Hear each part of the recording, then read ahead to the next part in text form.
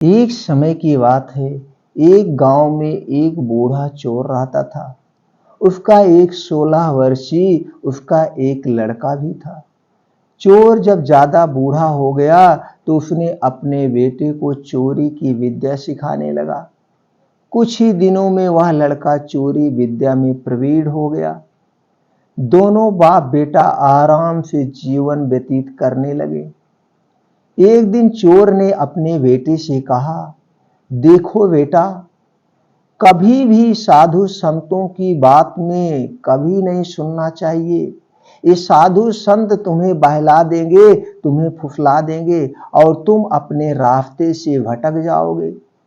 अगर कहीं कोई महात्मा उपदेश देता हो तो अपने कानों में अंगुली डालकर वहां से भाग जाना, रुकना नहीं। वह लड़का कहता है, जी बाबूजी, मैं समझ गया। जब कोई महात्मा हमें उपदेश देगा तो हम कान में अंगुली डालेंगे और वहां से चले गए।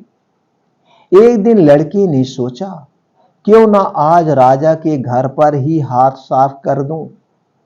ऐसा सोचकर उधर ही चल पड़ा। थोड़ी दूर जाने के बाद उसने देखा कि रास्ते के बगल में कुछ लोग एकत्र होकर खड़े हैं। उसने आते हुए एक व्यक्ति से पूछा, उस स्थान पर इतने लोग क्यों इकट्ठा हुए हैं? क्या वहां पे कोई अप्रिय घटना हो गई है? या क्या बात है जो वहां पे बहुत सारे लोग इकट्ठा हुए हैं? आते हुए उस आदमी ने उत्तर दिया, वहां एक महात्मा बुद्ध उपदेश दे रहे हैं। यह सुनकर उसका माथा ठनक गया। वह अपने आप को होश में नहीं रखा कि महात्मा उपदेश दे रहे हैं। हमारे पिताजी कहे हैं किसी महात्मा की बात मत सुनना। वो लोग पलझा देते हैं, वो लोग बहला देते हैं। इनका उपदेश मैं नहीं सुनूंगा, ऐसा जोर से वह चिल्लाया। ऐसा सोचकर अपने कानों में अंगुली डालकर वहां से भाग निकला। जैसे ही वह भीड़ के निकट पहुंचा कि एक पत्थर से ठोकर लगी और वह बालक गिर गया। उस समय बुद्ध कह रहे थे, कभी झूठ नहीं बोलना चाहिए। जिसका नमक खाए उसका कभी बुरा नहीं सोचना चाहिए। ऐसा करने वाले को भगवान सदा दुखी बनाए रखते हैं। ये दो बातें उसके कान में पड़ी। वह झटपट उठा और कान बंद कर राजा के महल की ओर चल दिया। वहां पहुंचकर जैसे ही अंदर जाना चाहा कि उसे वहां बैठे पहरेदार ने टोका, अरे भाई, कहां जाते हो? कौन हो तुम? उस बुद्ध का उपदेश उसे याद आया, झूठ नहीं बोलना चाहिए।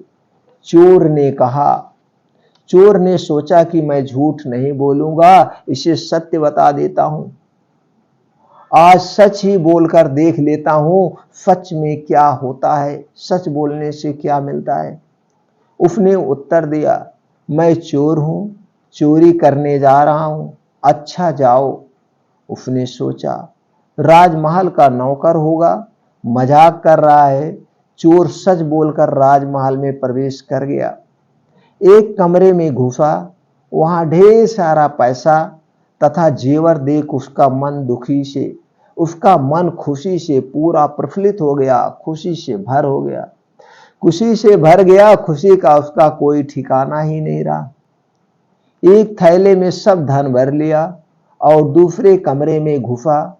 वहां रसोई घर था। अनेक प्रकार के भोजन वहां रखे थे। वह खाना खाने लगा। खाना खाने के बाद वह थैला उठाकर चलने लगा। तभी फिर बुद्ध का उपदेश याद आया, जिसका नमक खाओ उसका बुरा मत सोचो।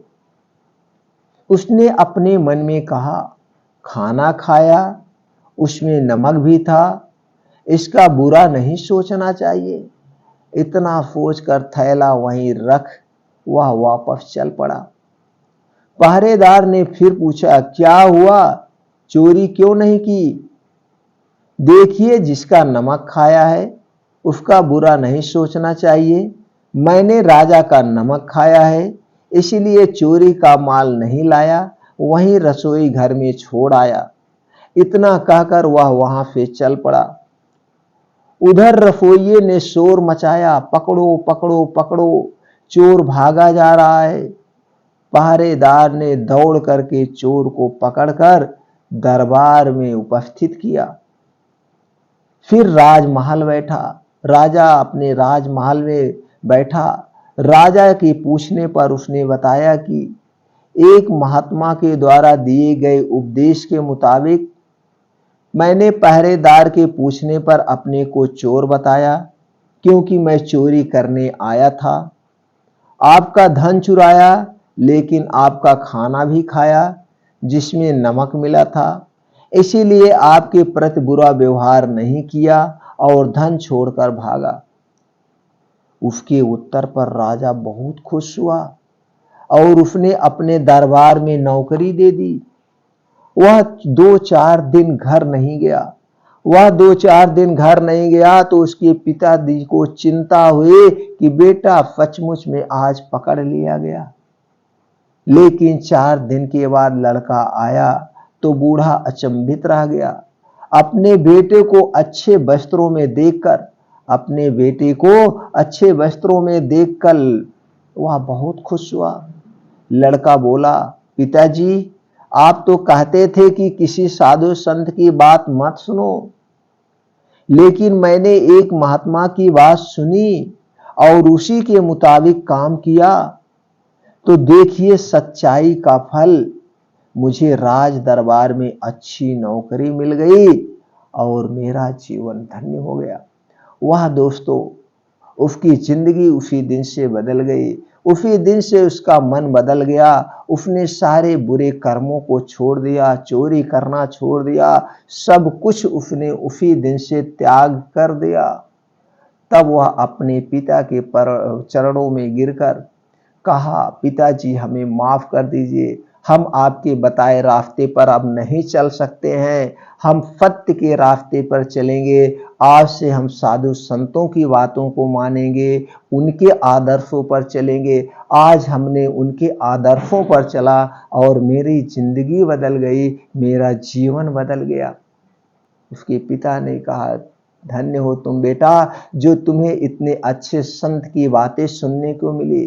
ठीक है, जाओ, तुम आज से अपनी जिंदगी जियो। आज से सारे बुरे कर्म छोड़ के प्रायश्चित करो। आज से किसी का तुम बुरा मत करना, किसी को कभी सताना नहीं, किसी का कभी कोई चोरी मत करना। जाओ बेटा जाओ। दोस्तों, उस दिन से उसने सब कुछ त्याग के और राजा के यहाँ नौकरी करने लगा। उसका जीवन खुशियों से भर गया। उसके सारे पाप ऐसे मालूम सारे पाप धुल गए। तो मित्रों, इस छोटे से उपदेश से आपको क्या ज्ञान प्राप्त हुआ? क्या लगता है कहानी हर एक नवयुवक तक पहुंचाई जाए? क्या आपको लगता है कि कहानी जन जन तक पहुंचाई जाए और इस कहानी को सुनकर सभी लोगों के मन में एक अच्छाई की भावना जागृत होगी, जो हमारा मेन उद्देश्य है? तो दोस्तों, अगर आपको लगता है तो इस वीडियो के ज़्यादा से ज़्यादा लोगों तक शेयर करिए, जन जन तक पहुंचा दीजिए, इसे वायरल कर दीजिए। सब लोग इस उपदेश को सुने, अपने जीवन में उतारें और खुशियां और आनंदित जीवन जिए।